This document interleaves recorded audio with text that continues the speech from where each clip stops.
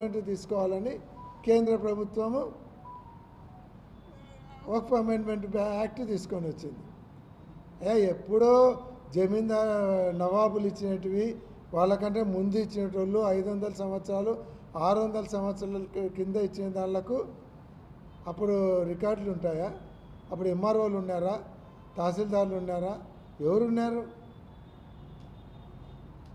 వాళ్ళకి రాసి ఇచ్చినారు. అవి వక్ఫ్ బోర్డు ల్యాండ్లలో ఎక్కినాయి. 1956లోనే వక్ఫ్ దాంట్లో జీవోలు ఎక్కినాయి. గజెట్ నోటిఫికేషన్లో వక్ఫ్లో గజెట్ నోటిఫికేషన్లో ల్యాండ్స్ ఉన్నాయి. దానిని ఇప్పుడు దానికి రికార్డు తీసుకురండి, లేదంటే మా గవర్నమెంట్ తీసుకుంటా ఉన్నారు. సెంట్రల్ గవర్నమెంట్ ఏమో ముస్లిం ల్యాండ్స్ మీద పడినారు, స్టేట్ గవర్నమెంట్స్ ఏమో టెంపుల్ ల్యాండ్స్ మీద పడినారు. వాళ్ళు వక్ఫ్ బోర్డు ల్యాండ్లు అయితే వీళ్ళు ఎండోమెంట్ ల్యాండ్. ఈరోజు ఉర్సా కంపెనీకి అంత ల్యాండ్ ఇచ్చిన వాళ్ళు అదేగా ఉర్సా ల్యాండ్కి 3,000 కోట్లు ఇచ్చినారు. వక్ఫ్ బోర్డు ఈడ ఓరోకల్లులో కర్నూలు మంత్రికి సన్నిహితులకు దాదాపుగా 1,200 ఎకరాలు ఎంతో ఇచ్చినారని పేపర్కి వచ్చింది. ఈరోజు అవే కాకుండా మీరు ఈ మెడికల్ కాలేజీలు కావాల్సిన వాళ్ళకి ఇచ్చన్నారు. 50 ఎకరాలలో దాదాపు 400-500 కోట్లు ఖర్చు పెట్టి మెడికల్ కాలేజీలు పెడితే సంవత్సరానికి 5,000 లీజుకి ఇస్తారంట. 33 సంవత్సరాల తర్వాత అది గవర్నమెంట్కి వస్తుందంట. ఏంది ఇది?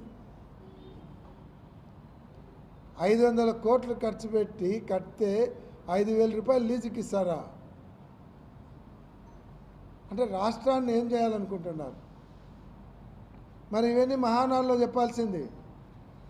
సాధించిన విజయాల కింద మెడికల్ కాలేజీలు జగన్మోహన్ రెడ్డి తీసుకొని వస్తే మేము మెడికల్ సీట్లు వద్దన్నాము, మెడికల్ కాలేజీలన్నీ 5,000కు 10,000కు ప్రైవేట్ వాళ్ళకి ఇస్తున్నాము.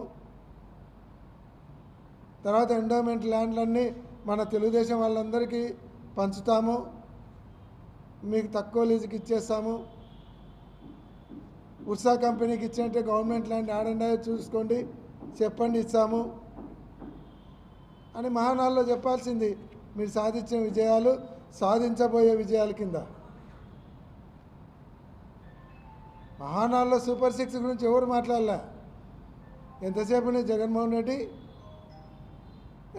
విమర్శించడము, లోకేష్ బాబు రేపు రాబోయే ముఖ్యమంత్రి అనడము, తర్వాత చంద్రబాబు నాయుడు గారిని పోగొట్టడం, సంకలు కొట్టుకోవడం, ఇంతకంటే